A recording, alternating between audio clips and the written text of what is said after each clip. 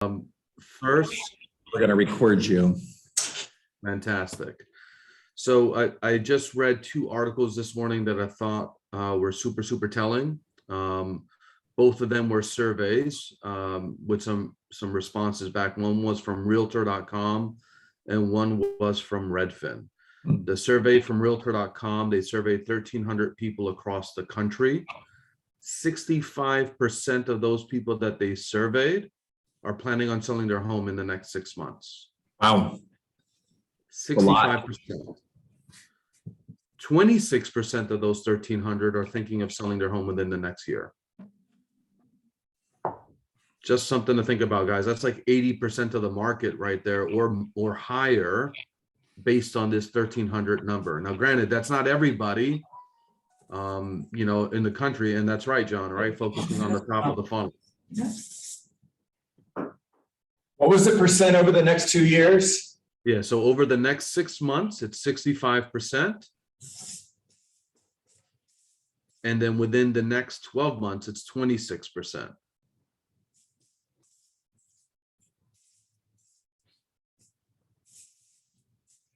You guys glad that I took math? Over the next 12 months, that's 81% is thinking of selling their home. So, Michael, my question would be, if there are 83 million homeowners in the United States, and there are 91? Yeah, there you go, John. There you go. After I brag about taking math. We want to round it up there. All right, so I get a D- for math. Got it. There we go. Now, my question would be, if 91% of your database was going to move in the next 12 months, what does that look like?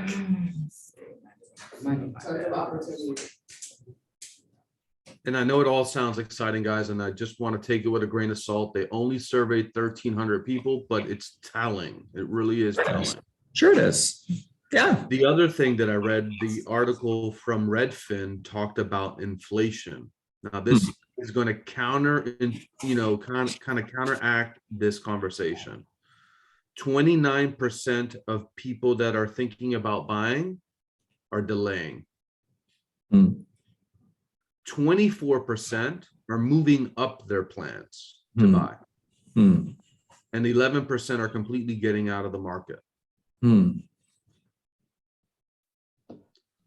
interesting. So we're going to have inventory hitting the market. We're going to have buyers that are going to be willing to buy, and other buyers feel like inflation has kind of pushed them out of the market.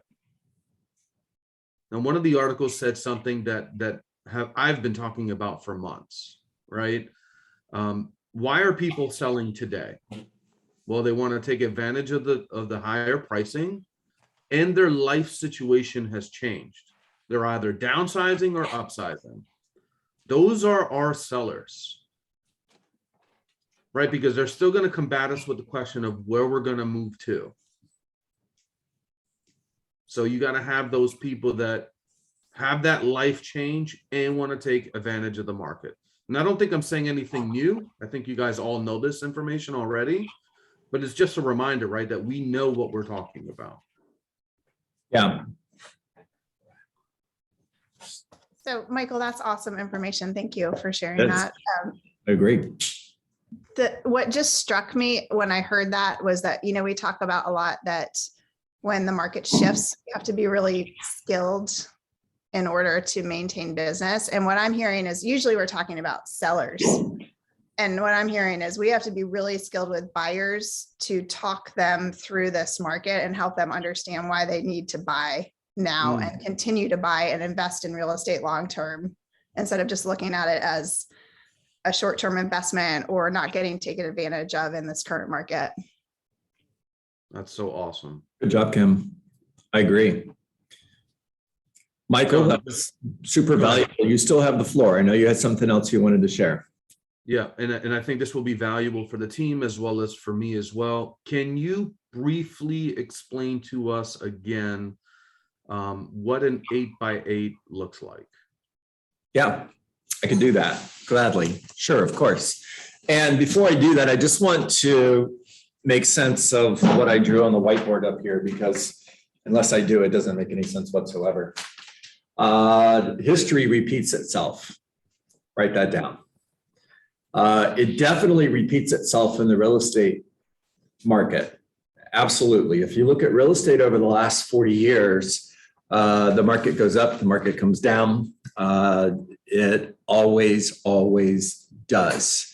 You know, one of the things that people were saying back in 2008, 9, and 10, when we were in the Great Recession and the real estate market crashed, by the way, that was caused by a housing crisis. Be really clear on that. What we're talking about right now is not a housing crisis. Be really clear on that as well. But what happens is when a lot of people enter the market, and meaning when a lot of people make a decision, and 91% of the population is a lot of people, I think everybody would agree on that. If 91% of those 83 million homeowners truly put their home on the market in the next 12 months, what would that do to the real estate market? It's crazy. Well, it would explode in one way and it would absolutely blow up in another way. And meaning that as inventory goes up, unless demand keeps up with supply, what's going to happen to the market is it's going to do this, meaning there's more sellers, there's fewer buyers, prices start to fall. When inventory is low, like it has been for the last 2 years, and there's lots of buyers, the buyers are bidding prices up, the market is going up.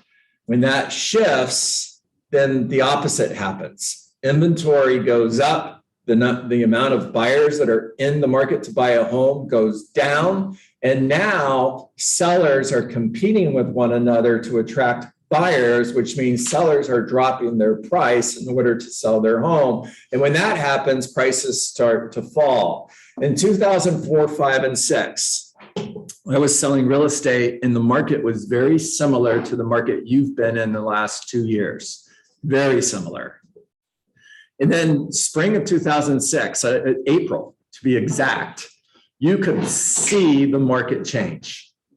And we went from a market where there was less than 2 months supply of inventory, less than 2 months supply, kind of like the market we're in here, right? Mm-hmm. We went from a market where there was less than 2 months supply of inventory to a market where there was more than 12 months of inventory in less than 6 months. And that didn't change until 2012. Meaning from 2006, the market looked like this until 2012. And then it started correcting the other way.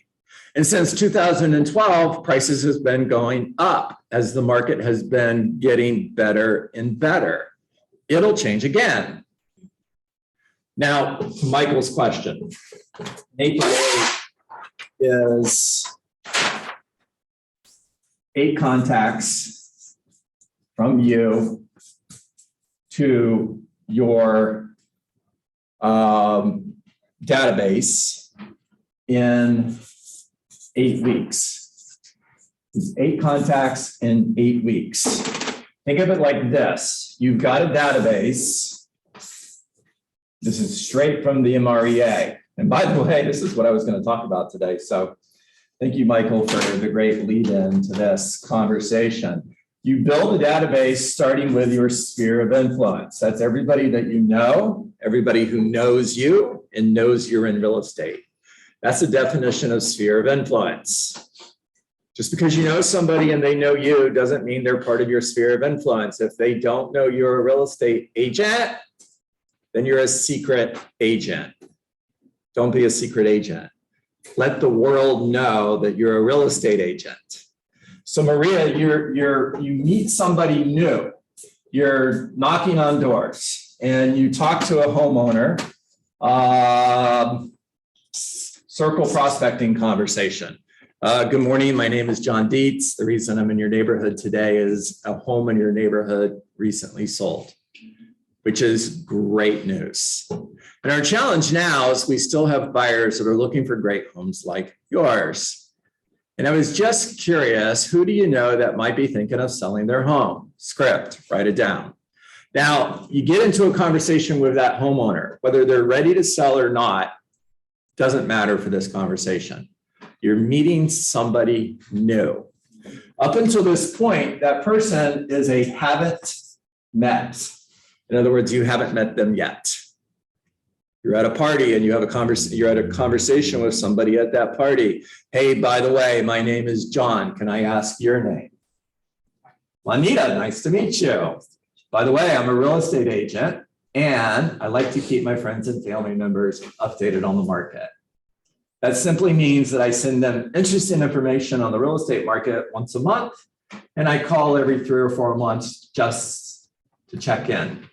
Would it be okay if I added you to that group?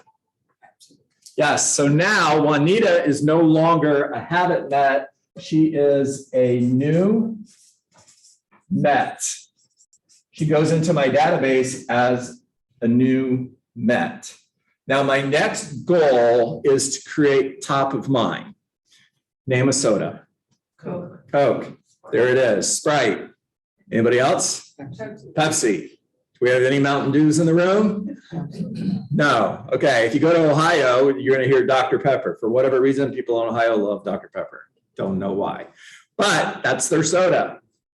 By the way, if you go some places, Alabama, Mississippi, Georgia, everything is Coke.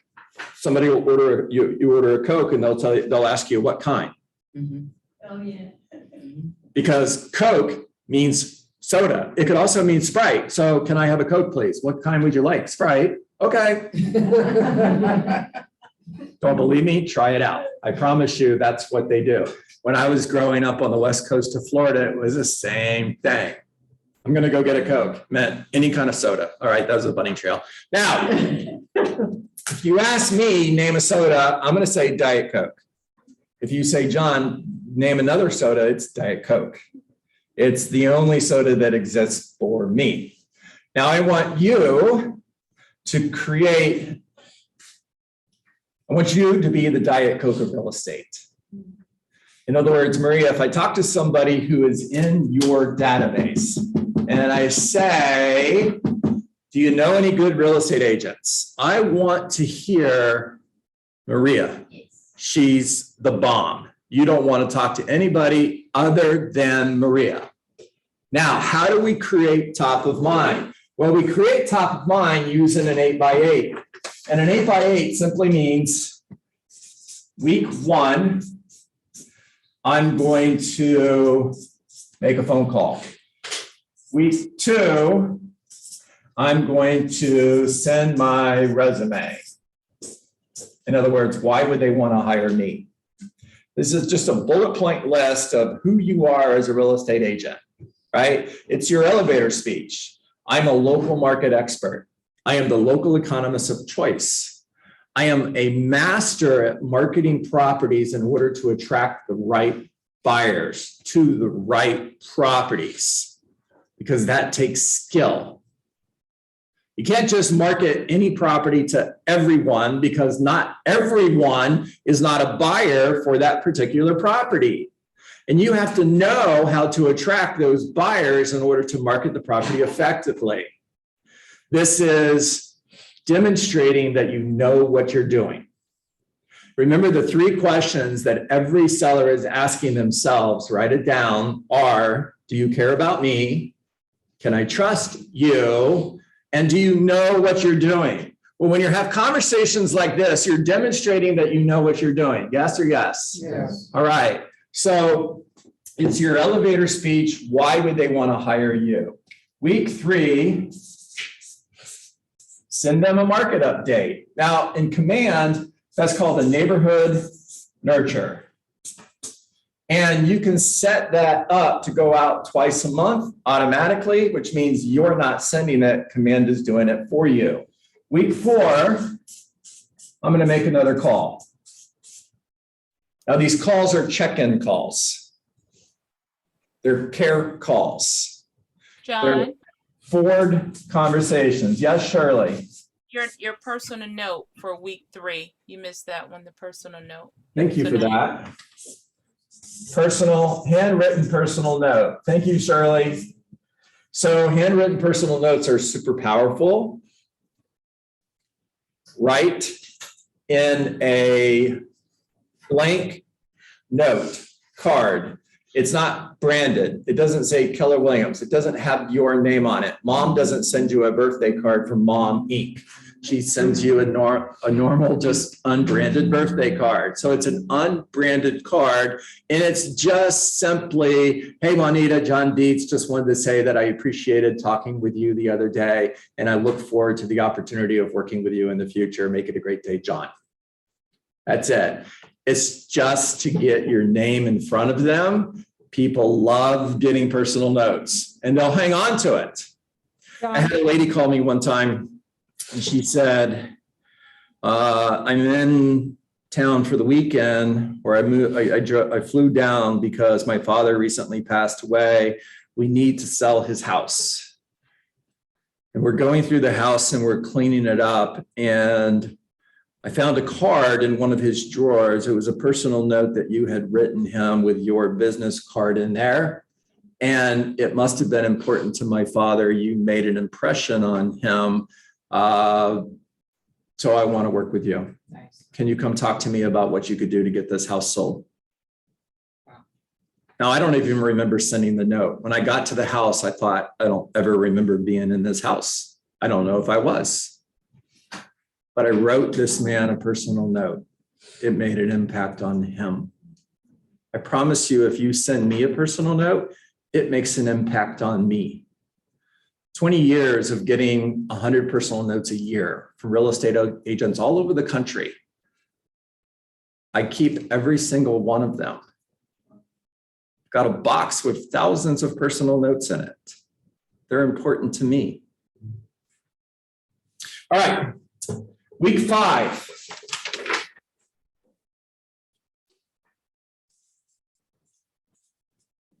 Week 6, week 7, and week 8.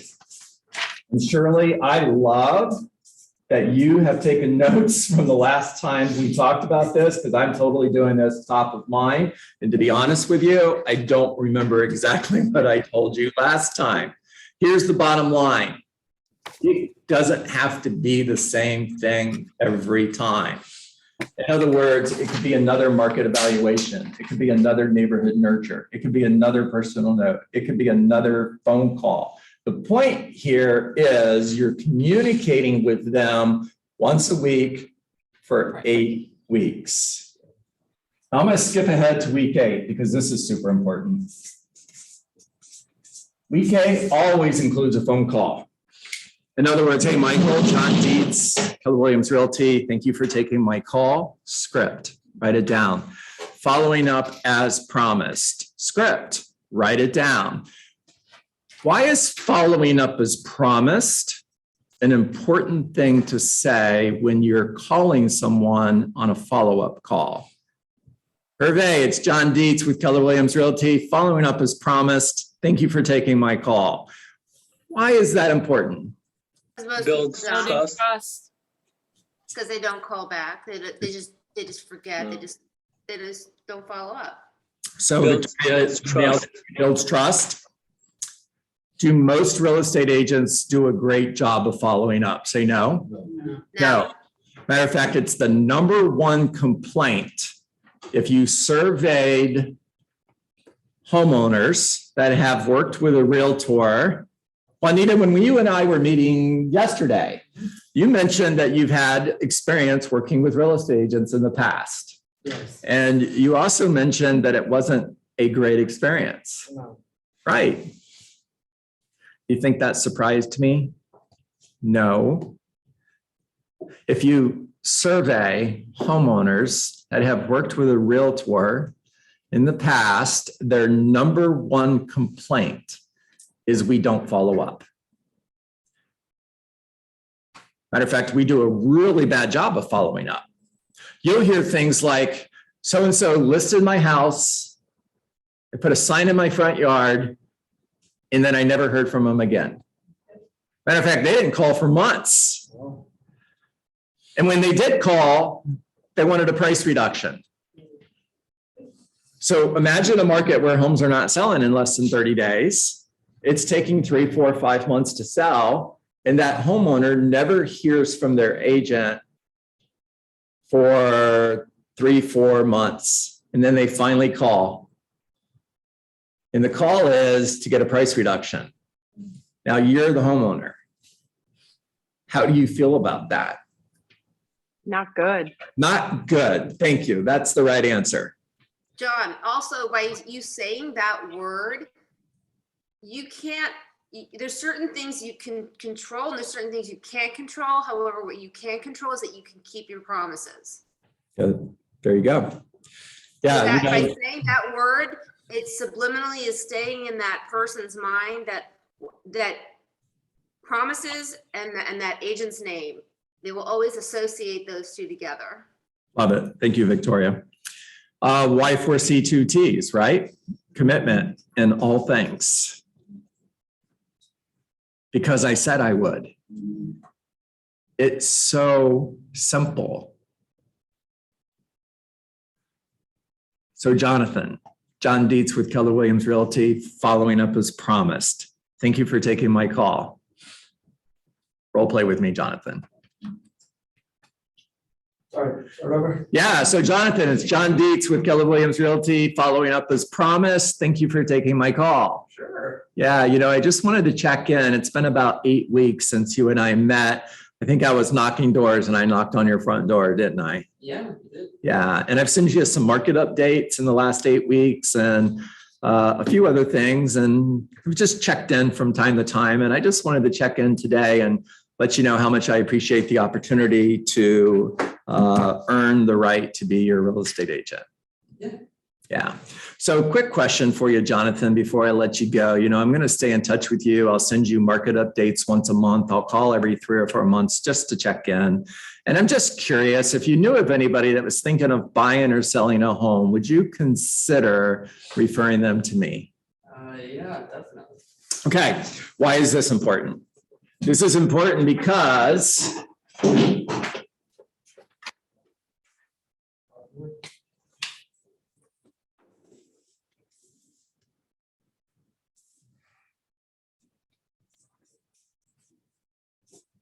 process from a haven't met to a new met to your sphere of influence.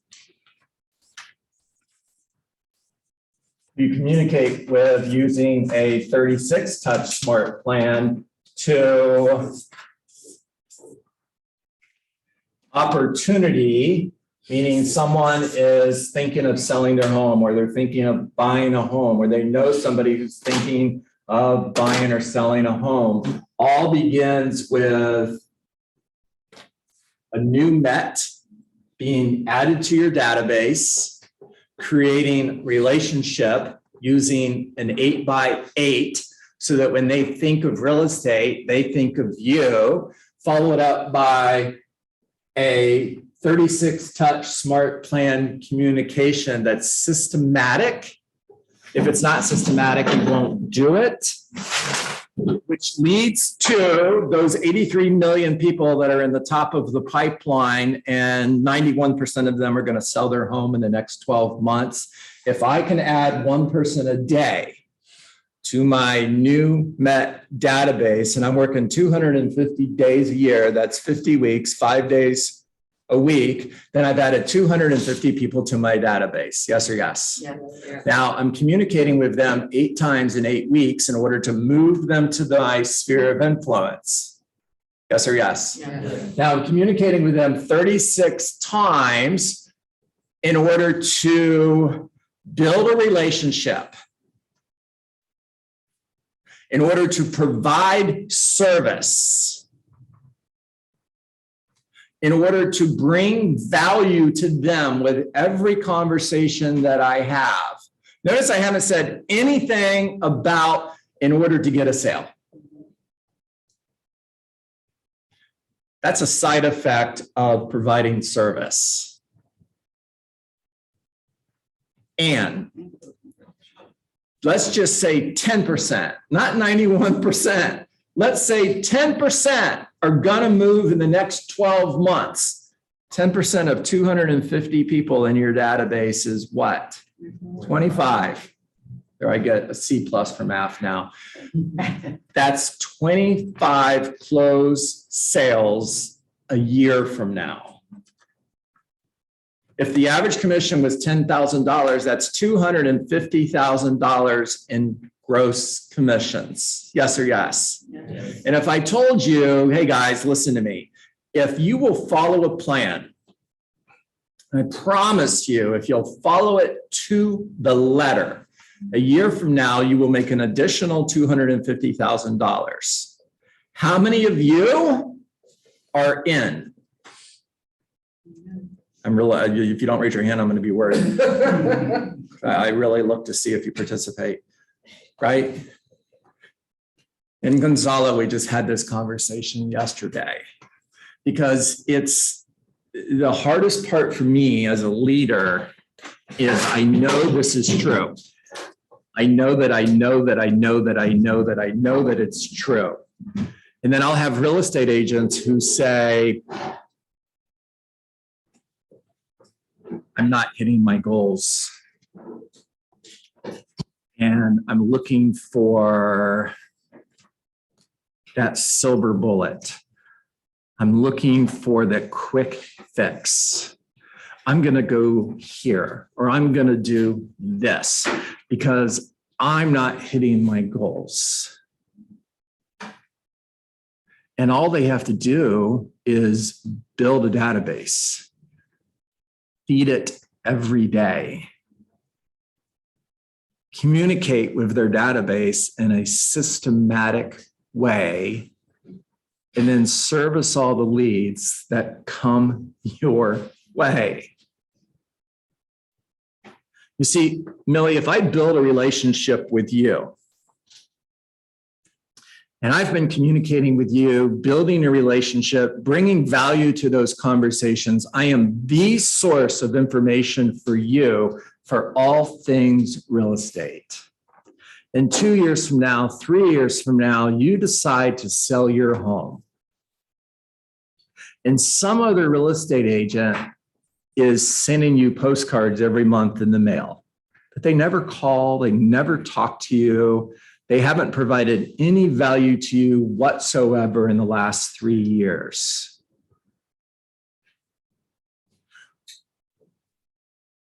Are you going to reach out to that agent who's been sending you postcards, or are you going to reach out to me, who's been communicating with you 36 times a year and building a relationship with you over the last 3 years?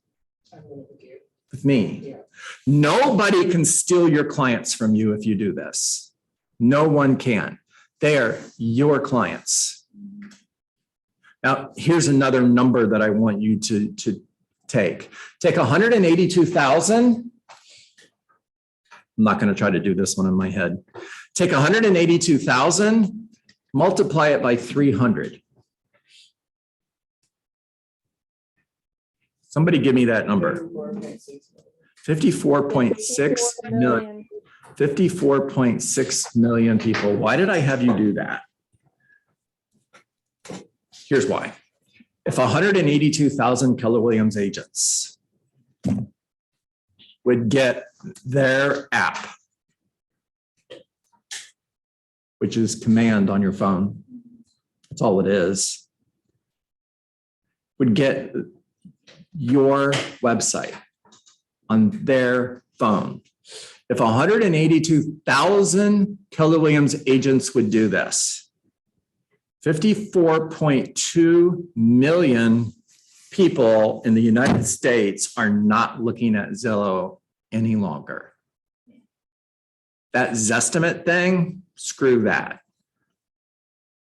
You become the source of all things real estate. You guys realize this company is so powerful, you can literally put everybody else out of business if you've made a decision to do it.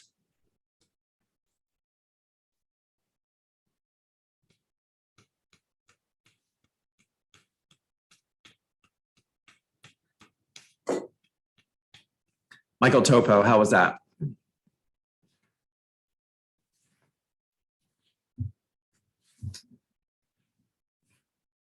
Did Michael leave us? Oh,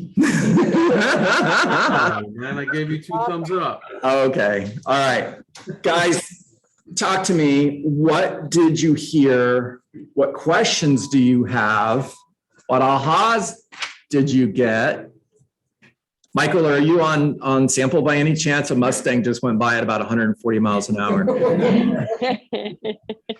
No, not at the moment. Actually, I just drove by. Yeah. Yeah, I think you at the speed of light, that could have been you. It just delayed response. At least the speed of sound, John. All right, all good. All right, talk to me. I'll go. Thank you. Obviously, the most important thing is to over communicate instead of under communicate. Feed your database, nurture your database, follow up forever. I mean, you always say success is simple. Use your Ford model. If you're like, oh gosh, what am I going to say to them? Just call them on the weekly basis and just say, hey, you know, as you develop the relationship, right? You can check in and ask them about their family, their, you know, job. What are you doing for the, you know, what are your goals for the new year? You know, how's this, how's that? Most important thing I heard today, write a personal note. And I know it, but I haven't done it. And I think that, and I did it for the holiday. I sent out some bottles of wine to some people who I really know that they're going to eventually buy, or they're going to eventually sell their home. And I wrote a personal note and I bought them a, you know, bottle of wine and I delivered it to them, and it made huge difference. People were blown away. Love that. Love that. Thank you for that, Vicki. There's a couple of hands up in Zoom, and I'm going to get to you, I promise. And Gonzalo, I'm going to get to you as well. Joe Girard, look him up. He holds the world's record for, and it might be Girardi, I don't know, but I think it's Girard. Holds the world record for most cars sold in a year. He did 100% of his business by referral. He wrote 25 handwritten personal notes a day.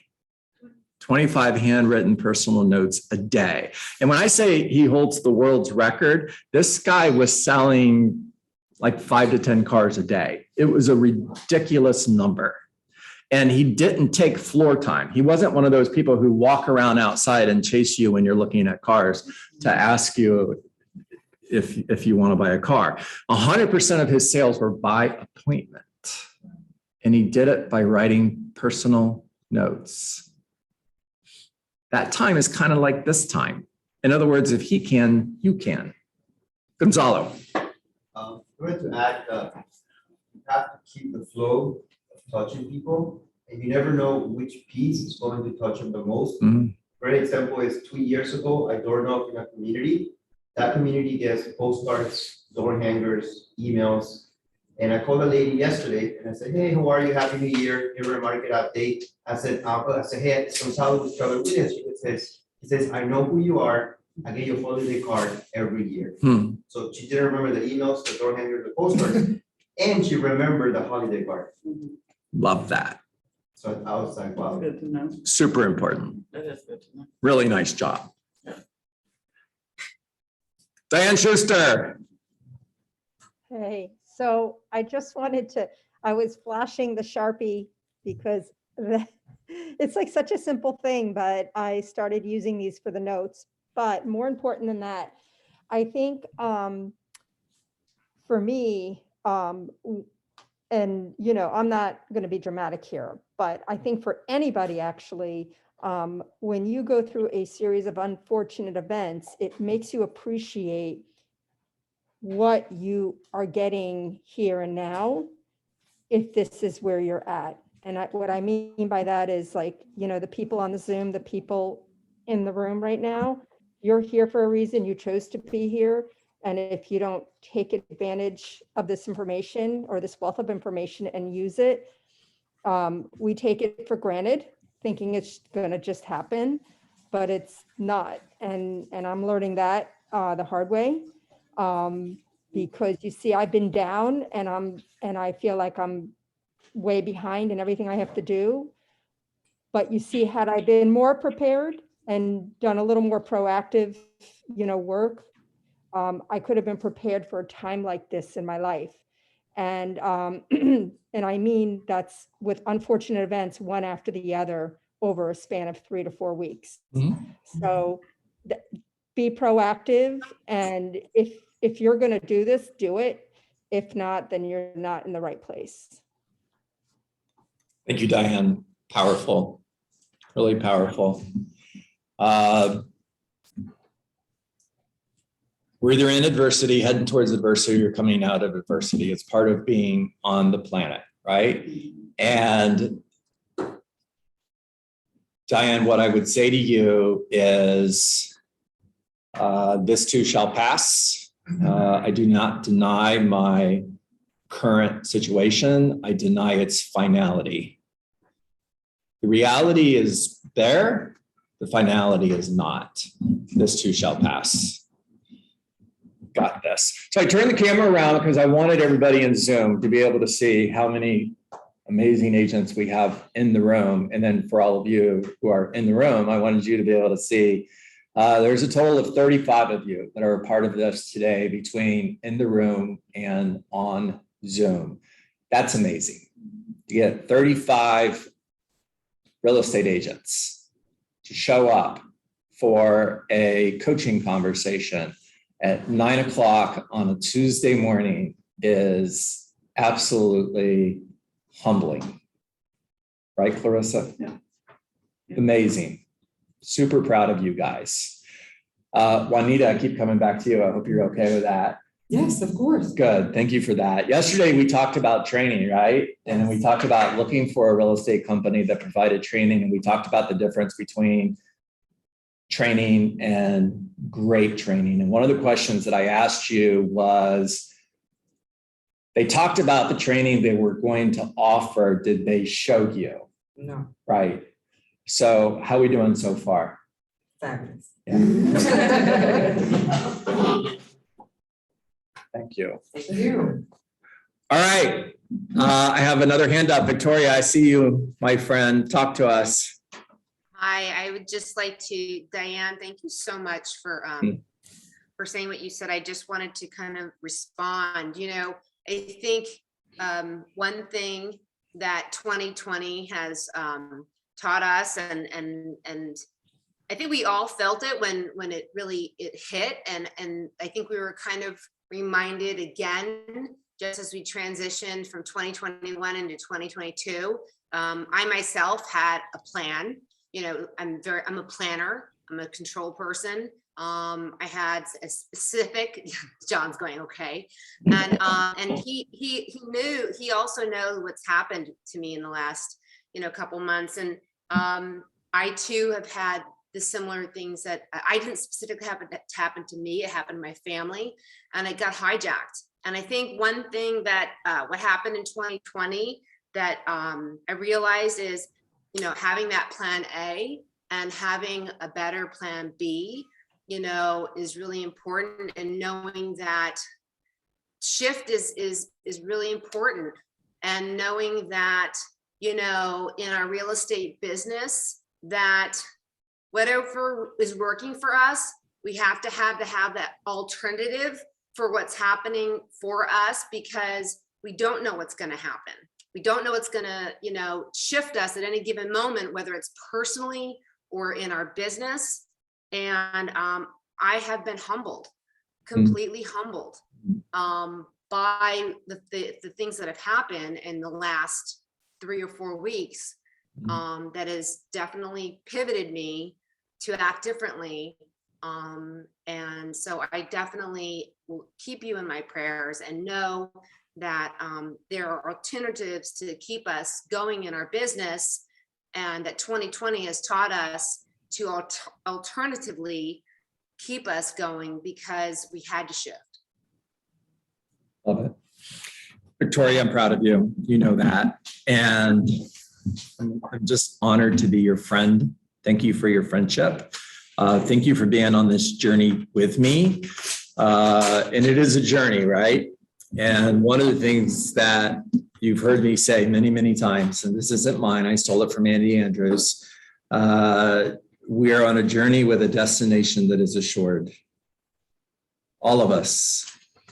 We're on a journey with a destination that is assured. And to be on a journey with a destination that is assured doesn't mean that the destination is going to be easy. It doesn't mean that you're going to arrive at that destination this year or in the next 3 years. It might be several years in the future, but page 71 of the Millionaire Real Estate Agent, the 9 ways a millionaire real estate agent thinks, think progress. As long as you're making progress, as long as you're moving forward, then you're on a journey with a destination that is assured. The only way to not arrive at that destination is to give up, is to look for a detour. And anytime you are in pursuit of a big goal, little goals are easy. You can hit those without a whole lot of effort. And you can hit those in the next 30 days, in the next 12 months. But I'm talking big goals, BHAGs, B-H-A-G, big, hairy, audacious goals. When you are in pursuit of BHAG goals, there will be giants in your path. And that giant could be financial devastation. It could be sickness. It could be a car accident. It could be COVID. Sometimes this is really, really scary. There have been times in my life where I was really scared. How am I going to pay the bills? How am I going to feed my family? I've got enough money in the bank to last me 30 days. What happens if? I'm like you are.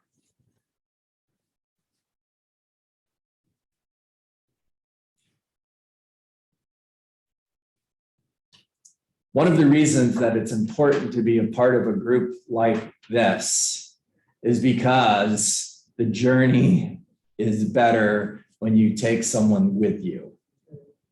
I would rather face that giant with 30 amazing people standing side by side.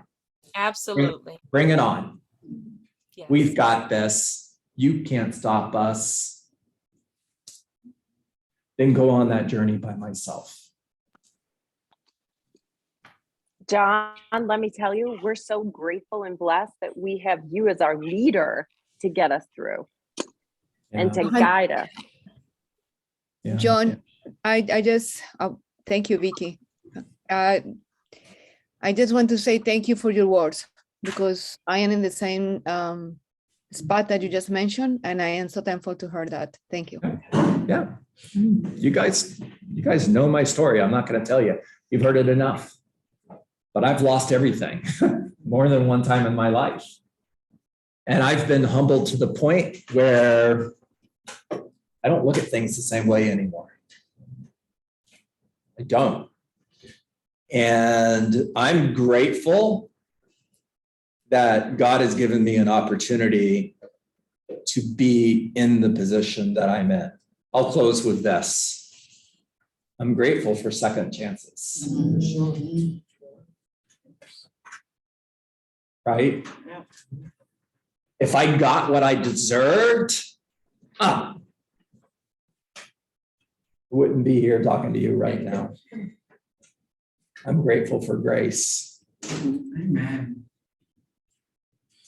All right, time to get to work. What is work? Work is 20 conversations. Please write this down. Work is 20 conversations. It's not 19. It's not 18. It's not 17. Because if you stop at 17 because it's close enough, you didn't have the 18th conversation. You didn't knock on the 18th door, which could have been $1 million listing that you didn't get because you stopped at 17. You've lived that. Gonzalo, you and I have talked about it. You got a listing on the very last door that you knocked on that day. With the cops behind you, chasing you out of the neighborhood. Wait, got one more. I haven't hit my 20th. Be right there. I love that, Gonzalo. These are care conversations. They're not sale conversations. Follow the Ford model of communication: family, occupation, recreation, dreams. Millie, how's your family? Great. How's everybody doing? Everybody well? Everybody healthy? Yes. Love, love, love to hear that. Are you still working at blank, blank, blank accounting firm? Yep. If I had a referral for you, are you accepting new clients? Absolutely. Now, every time I talk to Millie, I send her a referral. Is she excited when she sees John Dietz show up on her caller ID? Yes. Bring value to every conversation. Build relationships. I haven't talked about selling anything. Build relationships. Bring value to every conversation. Every day in your 20 conversations, focus on getting an appointment, getting a referral, adding somebody new to your database, and building your relationship. These are all standards, and standards have to be hit. They're not negotiable. Find somebody today that's thinking of selling their home. Whether they're thinking of selling their home next week, 30 days from now, or a year from now, doesn't matter, because a year from now, you need listings. I'm thinking of selling my home, but not for another year. Awesome, I'm going to be selling homes a year from now. Can I get your email so I can stay in touch with you and provide you with valuable information and just check in with you maybe every 3 or 4 months just to check in? Follow up forever. Once you meet with them, they're in your pipeline. You've got 250 people in your pipeline. You've met with one person every day, 250 days a year.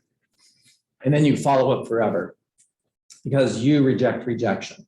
Because no does not live in your vocabulary. No simply means not yet. When you follow up forever, you create emotional proximity. And emotional proximity simply means that I'm going to hire the person who's closest to me when I get serious about selling my home, when I get serious about buying a home, Chris. I'm going to work with the person who created emotional proximity. Now, Cerise, coming to you. When you know the answer to this question, right? When you follow up forever and you create emotional proximity, and I make a new decision based on new information, that new decision will be to Hire me. There you go. All right. Thank you, everybody. By the way, Shirley, thank you so much. That I was wondering where you were getting my 8x8 from. Duh. It's in my book, guys, Rainmaker. Page 17 to 20. There it is. I wrote Yes, it. I've known there that. you go, John. You put it in the chat and everything. Go Shirley. She's on it. How do you like me so far? maybe I should read my book, right? Step by step. That's hilarious. Hey, by the way, here's accountability.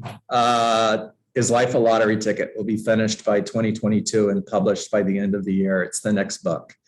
So I'm sharing that with you because if I share that with you, I've got 30 people watching, and this won't take me 5 years to write. I'll get this done in 2022. So is Life a Lottery Ticket? It's in the works. It's coming out in 2022. It's a book that has been here for 30 years. I've been working on this one for 30 years. I'm finally going to put it in print. All right, everybody, make it a great day. I love all of you. See you tomorrow morning, 9 o'clock. Thank you, John. Love you. Bye, too. thank you, John. Thank you, John. My pleasure. Thank you.